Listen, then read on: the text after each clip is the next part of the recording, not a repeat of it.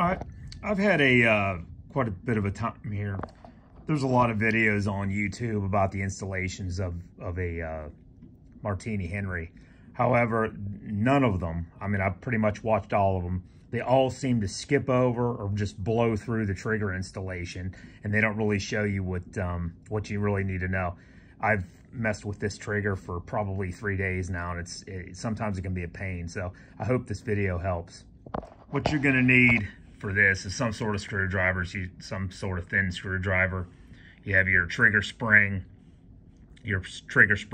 screw, which is a small one. You've got your trigger. I'm not sure exactly what all the parts are, but you've got the pin that holds the trigger in place, and then the trigger.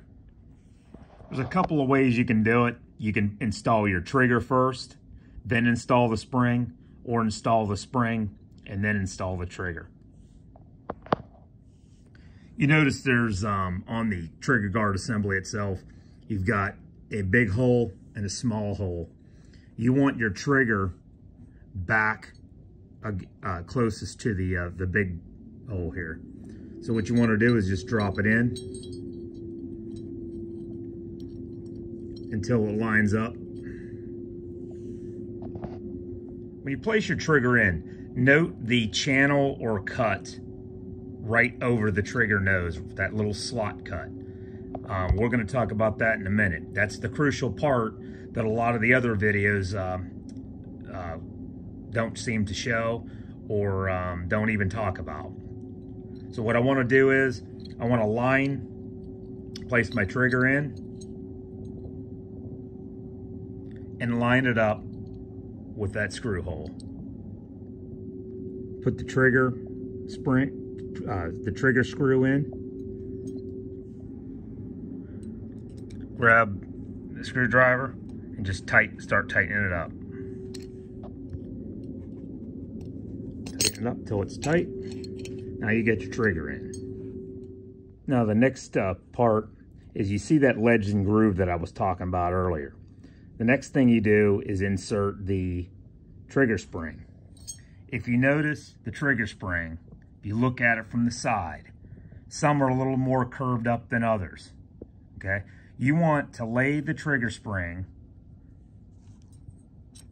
into the channel with the spring facing up. First thing you want to do.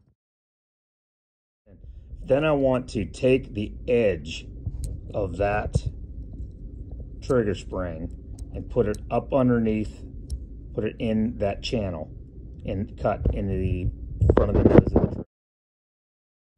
Once that trigger is below the edge, go ahead and place in your trigger spring screw.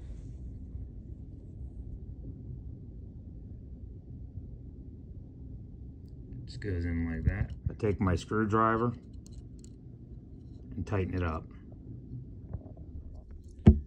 Now, as you're tightening the screw up tight, make sure you don't need to death type it, but you'll start to feel some tension.